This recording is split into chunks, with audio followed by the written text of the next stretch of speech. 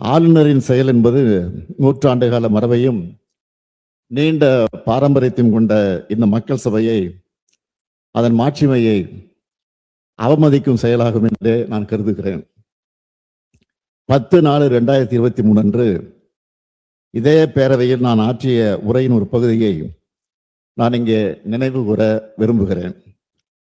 ஆட்டுக்கு தாடியும் நாட்டுக்கு ஆளுநர் பதவியும் தேவையில்லை என்று பேரறிஞர் அண்ணா அவர்கள் கூறிய போதிலும், அதை முத்தமிழறிஞர் தலைவர் கலைஞர் அவர்கள் வழிமொழிந்த போதிலும், அந்த பதவி இருக்கும் வரை அதற்குரிய மரியாதையை கொடுக்க அவர்கள் முதலமைச்சர்களாக இருந்த நேரத்தில் தவறியதில்லை. அவர்களது வழியை பின்பற்றி நானும் அதிலிருந்து இம்மி அளவும் விலகியதில்லை. இந்த அரசும் தவறியதில்லை என்று அன்றைக்கு நான் எடுத்துரைத்தேன். அந்த கொள்கையொட்டியே நான் ஆளுநர் அவர்கள் உரை நிகழ்த்த வேண்டும் என்று நடவடிக்கை எடுக்க ஆணையிட்டேன். எனினும் மாண்புமிகு ஆளுநர் அவர்கள் ஏற்கனவே நடந்து கொண்டது போலவே மீண்டும் இன்று செயல்பட்டிருப்பது மிகவும் வருத்தத்திற்குரியது.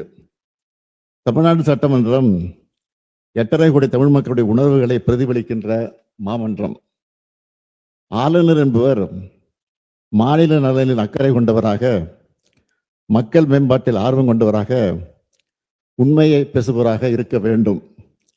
மக்களுடைய பேராதரவோடு பெரும்பான்மையோடு வெற்றி பெற்று ஆட்சி அமைந்துள்ள அரசு எடுக்கின்ற முடிவுகளுக்கு ஒத்துழைப்பு கூடியவராக இருக்க வேண்டும்.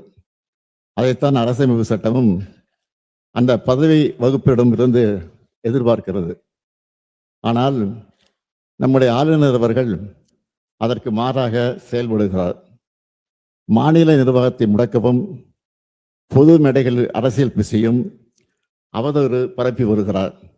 அது அவர் சொந்த விருப்பம் என்று கருதலாம். எனினும் அத்தகைய ஒரு முயற்சியை இங்கும் செய்ய அவர் முனைவது ஏற்புடையது அல்ல. நூற்றாண்டு விழா கொண்டாடி சீரும் சிறப்போடு இயங்குகின்ற பேரவையின் புகழ் மங்கிடாத வகையில் பாதுகாத்து வந்த சான்றோர்களின் வழித்தடத்தினை பின்பற்ற வேண்டிய கடமை நமக்கு உள்ளது.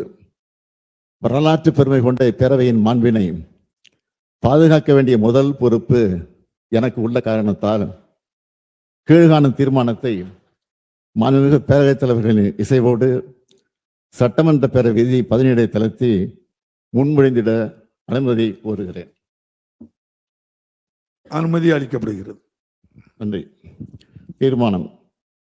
ஏற்கனவே உள்ள நடைமுறைகளை பின்பற்றி தமிழ்நாடு அரசால் தயாரித்து அனுப்பி வைக்கப்பட்ட ஆளுநர் உரையை பேரவையில் படிக்காமல் மாண்புமிகு ஆளுநர் அவர்கள் சென்று வருவதை இப்பேரவை ஏற்கவில்லை. மாண்புமிகு ஆளுநர் அவர்களுக்கு அனுப்பி வைக்கப்பட்ட சட்டமன்ற உறுப்பினர்கள் மேசையில் உள்ள கணினியில் பதிவேற்றம் செய்யப்பட்ட ஆளுநர் உரையின் ஆங்கில மொழியாக்கம் இங்கே மாண்புமிகு ஆளுநர் அவர்களால் படிக்கப்பட்டதாக இப்பேரவை கருதுகிறது. அவ்வாறே அவை குறிப்பில் நடவடிக்கை குறிப்புகள் இடம்பெறலாம். மேலும் மரபு வழி நிகழ்வுகள் மாண்புமிகு பேரவைத் தலைவர்களால் படிக்கப்பெறவுள்ள ஆளுநர் உரை தமிழாக்கம் மற்றும் நான் முன்மொழிகின்ற தீர்மானம், அதன் முடிவு ஆகியவை மட்டும் பேரவை நடவடிக்கை குறிப்பில் இடம்பெறலாம் எனும் தீர்மானத்தை நான் மொழிகிறேன். இந்த தீர்மானத்தை அனைத்து உறுப்பினர்களும் ஒருமனதாக நிறைவேற்றி தர வேண்டி அமைகிறேன். மாண்புமிகு முதலமைச்சர் அவர்களின் தீர்மானம் பேரவையின் முடிவுக்கு விடப்படுகிறது. ஏற்போர் ஆம் என்க, மறுப்போர் இல்லை என்க. மறுப்போரே இல்லை என்று கருதுகிறேன். மறுப்போரே இல்லை. தீர்மானம் ஒருமனதாக நிறைவேறியது. இன்று சட்டமன்ற உறுப்பினர்களின் கணினியில் பதிவேற்றம் செய்யப்பட்ட ஆளுநர் உரையின் ஆங்கிலம் மற்றும் தமிழில் அச்சிடப்பட்ட பகுதிகள் மட்டுமே அவை குறிப்பில் இடம்பெறும். வேறு எவையும் அவை குறிப்பில் இடம்பெறாது என்பதையும், அதுபோல் பத்திரிகைகளும் ஊடகங்களும்